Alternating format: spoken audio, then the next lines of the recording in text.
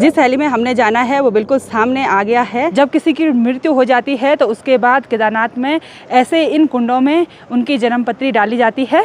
सच में बम बम बोले बोल रहे हैं तो बुलबुले उड़ रहे हैं। ये सारे बर्फ़ पड़ने के बाद ख़राब हो गए थे और केदार घाटी के लिए आज एक तरफ खुशी का दिन है और दूसरी तरफ थोड़ा सा दुख भी हो रहा है।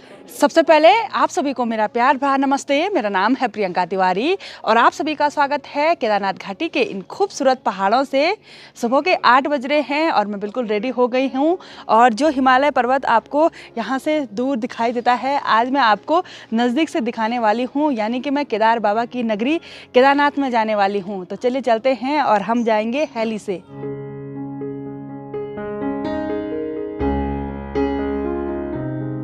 हमारे गांव के झोसी मोहल्ले में हेलीपैड है तो उसी हैली से हम केदारनाथ जाने वाले हैं। तो चलिए एक बार गाड़ी से सफ़र में आगे बढ़ते हैं।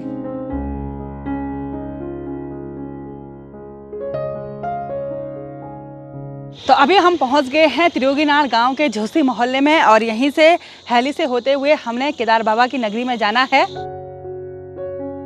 यहाँ पे यात्रियों को अच्छी तरह से समझाया जाता है कि उनको कहाँ कहाँ बैठना है, फ्रंट सीट वालों को और बैक सीट वालों को कैसे कैसे बैठना है। हम नीचे हेलीपैड में आ गए हैं और हमारी तीसरी फ्लाइट है। यहाँ पे हेलीकॉप्टर अभी यात्रियों को छोड़ने के लिए केदारनाथ गया हुआ है और उसके बाद हमारी बारी है।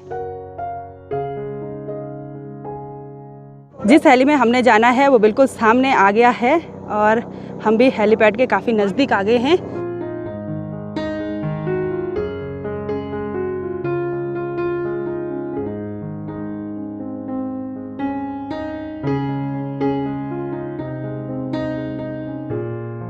तो केदार बाबा की नगरी में आके काफ़ी खुशी हो रही है और डर भी लग रहा था हैली में।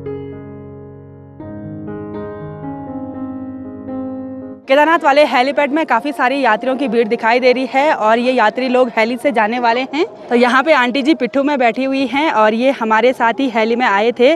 तो ये मंदिर तक चल नहीं सकती हैं क्योंकि ऑक्सीजन लेवल की थोड़ा कमी है, तो ये पिट्ठू से जा रही हैं।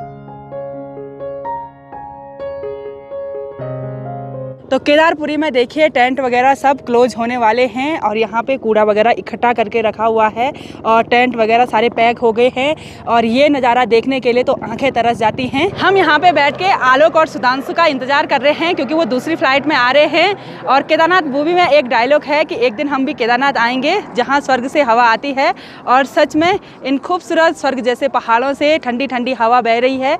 और जबकि हमारा त्रियोगीनाथ गाँव यहाँ से एक ही पहाड़ी पीछे है, लेकिन वहाँ की हवा में और यहाँ की हवा में ज़मीन और आसमान का अंतर है और इस हवा में काफ़ी सुकून है।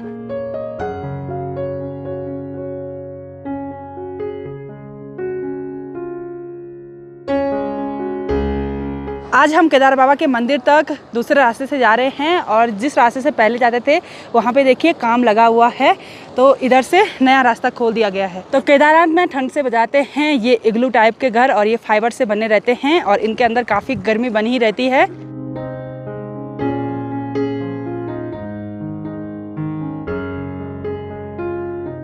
केदारपुरी में आजकल काफ़ी कंस्ट्रक्शन का काम चल रहा है, नए नए रास्ते बन रहे हैं, नए नए मकान बन रहे हैं और अब हम आगे हैं मेन रास्ते पे। रजाई गद्दों की पैकिंग भी होने लगी है और एक बार पैकिंग करने से पहले इनको धूप में अच्छी तरह से सुखाया जाता है और काफ़ी सारे यात्री लोग केदारनाथ की इन सीढ़ियों पे दिखाई दे रहे हैं। केदारनाथ यात्रा का आखिरी दिन है लेकिन फिर भी देखिए श्रद्धालुओं की लंबी लंबी लाइन लगी हुई है।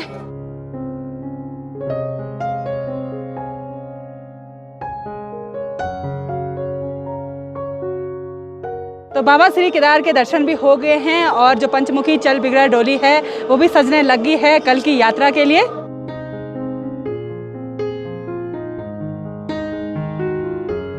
आजकल केदारपुरी का मौसम काफ़ी सुहावना है, अच्छी सी धूप खिली हुई है, लेकिन पहाड़ों की बर्फीली ठंडी ठंडी हवा भी चल रही है और मंदिर प्रांगण में देखिए बहुत ही ज़्यादा श्रद्धालुओं की भीड़ है।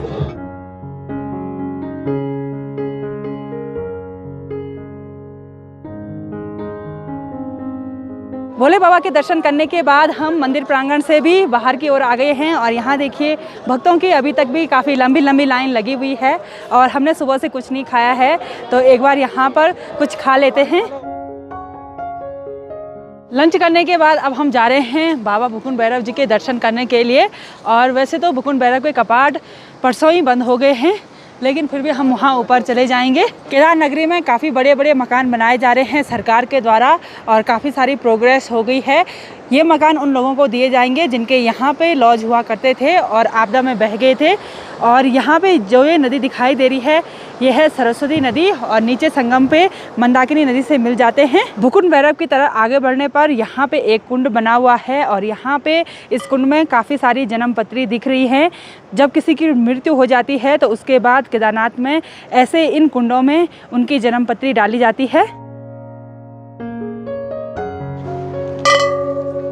हमको यहाँ पे एक पहाड़ी चूहा दिखा, इसकी पूंछ नहीं होती है और इसको हमारी गढ़वाली भाषा में रुंडा बोलते हैं और ये थोड़ा थोड़ा खरगोश की तरह दिखता है और ये ठंडे इलाकों में पाया जाता है। तो यहाँ पे एक पक्षी ने देखिए हवा में बैलेंस बना रखा है और काफ़ी टाइम से ऐसी हवा में तैर रहा है।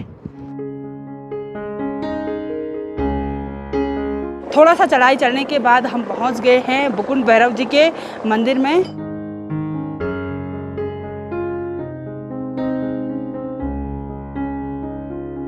भगवान भूकुंड भैरव इस क्षेत्र के रक्षक और केदारेश्वर के पहले रावल माने जाते हैं और केदारनाथ कपाट खुलने से पहले भगवान भूकुंड भैरव जी के कपाट खोल दिए जाते हैं और बंद करने की भी यही प्रक्रिया होती है। केदारेश्वर कपाट बंद होने से पहले भगवान भूकुंड भैरव जी के कपाट बंद कर दिए गए हैं। हम भूकुंड भैरव के मंदिर से वापस आकर फिर से महादेव जी के मंदिर के प्रांगण में पहुँच गए हैं और यहाँ पर एक और मंदिर बन रहा है। ये ईशानेश्वर महादेव जी का मंदिर बन रहा है, यानी कि जो उत्तर और पूर्व की दिशा होती है वहाँ पे भगवान भोलेनाथ जी का वास होता है। मंदिर के पीछे एक बहुत विशाल शिला है, इसको भीम शिला के नाम से जाना जाता है और जब 2013 की आपदा आई थी तो उस टाइम इस शिला की वजह से जो जल प्रवाह था वो 2 भागों में बट गया, जिससे मंदिर को कोई भी नुकसान नहीं हुआ। 2013 की आपदा के बाद इस शिला को भीम शिला के रूप में पूजा जाता है और यहाँ से एक रास्ता जाता है आदिगुरु शंकराचार्य की मूर्ति तक। तो चलिए वहाँ भी चलते हैं। आदिगुरु शंकराचार्य की समाधि तक जाने का रास्ता काफ़ी सुंदर बन रखा है और इधर साइड देखिए कितने सारे मन्नत के घर बन रखे हैं और ऐसे पत्थर अटका रखे हैं, इनको मन्नत का घर बोलते हैं और लोगों ने दूर दूर दूर दूर तक ऐसे बना रखा है। ऐसे देखने में काफ़ी सुंदर लग रहा है, लेकिन जब बर्फ़ पड़ेगी तो ये पूरे टूट जाएंगे। आदिगुरु शंकराचार्य ही वो पुण्य आत्मा है जिन्होंने अनेक मंदिरों का जीर्णोद्धार करवाया और सनातन धर्म को संजो के रखा, सनातन धर्म को जिंदा रखा। केदारनाथ मंदिर में भगवान भोलेनाथ की वृषभ रूप में पूजा होती है और इस मंदिर का निर्माण पांडवों के वंशज जन्मेजय ने कराया था और इस मंदिर का निर्माण कत्यूरी शैली में किया गया है। अब मैं आपको एक खूबसूरत जगह के दर्शन करवाने वाली हूँ। यहाँ पे है रेतस कुंड और जब आपदा आई थी तो ये बिल्कुल ढक गया था, उसके बाद इसको फिर से साफ किया गया और यहाँ अंदर एक कुंड है, उस कुंड की अलग ही महिमा है। तो यहाँ देखिए पानी से भरा हुआ एक कुंड है और ऐसा माना जाता है कि यहाँ पे अगर बम बम भोले बोलते हैं तो बुलबुले उड़ते हैं, बम बम भोले। और सच में बुलबुले उठ रहे हैं, बम बम भोले, बम बम भोले। रेतस कुंड के नाम से जाने जाने वाला यह कुंड, इसमें भगवान भोलेनाथ की असीम कृपा है। सच में बम बम भोले बोल रहे हैं तो बुलबुले उठ रहे हैं। ऐसा नहीं कि जोर से चिल्लाने से ही हो रहा है, आराम से भी बोल रहे बम बम भोले तो बुलबुले उठ रहे हैं। मंदिर से वापस हम हेलीपैड के नज़दीक GMVN के इन मकानों में आ गए हैं और ये देखिए किस तरह से ध्वस्त हो रखे हैं। ये सारे बर्फ़ पड़ने के बाद ख़राब हो गए थे। तो देखिए नव निर्माण करने के बाद भी कोई फ़ायदा नहीं हुआ। ऐसे निर्माण करने के बाद 6 महीने जब बर्फ़ पड़ती है तो ये पूरा तहस नहस हो जाता है। GMVN के डॉर्मेट्री में आज रात के सोने की व्यवस्था भी हो गई है और जैसे शाम हो रही है ना वैसे ही टेम्परेचर डाउन हो रहा है, ठंड बढ़ती जा रही है और सब लोग अपने अपने बेड में चले गए हैं और मैं आपको बाहर का नज़ारा दिखाती हूँ। तो थोड़ी सी टाइम में ही मौसम चेंज हो गया है और यहाँ देखिए पहाड़ों पे बादल लगे हुए हैं, ठंडी ठंडी हवा चल रही है और पूरे पहाड़ों पे चारों तरफ बादल लगे हुए हैं जिनसे ना काफ़ी ठंडी ठंडी हवा यहाँ पे आ रही है और ठंड भी इतनी बढ़ गई है कि बोला भी नहीं जा रहा है और हाथ पाँव जो भी बाहर है ना वो उलझ रहे हैं और अब थोड़ी देर तक और भी टेम्परेचर डाउन हो जाएगा। लेकिन अभी देखिए हेलीपैड में काफ़ी सारी भीड़ है और हेलीपैड के बगल पे ही जो ये GMVN के डॉर्मेट्री है ना इनमें हमने बेड ले रखे हैं और वो 600 पर बेड के हिसाब से पड़ा और प्लस उसमें 12% GST और आप ऑनलाइन भी बुक कर सकते हैं और यहीं पे आके भी बुक करवा सकते हैं। आजकल सामान्य दिनों से थोड़ा सा कम भीड़ है तो हमने यहीं पे बुक करा दिया।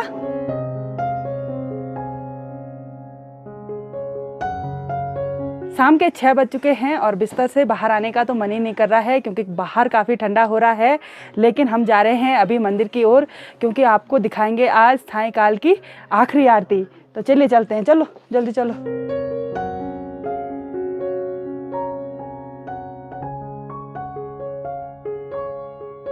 तो सायंकाल की आरती होने के बाद यहाँ पे भक्तजन झूम रहे हैं और मंदिर प्रांगण पूरी तरह से भरा हुआ है श्रद्धालुओं की भीड़ से।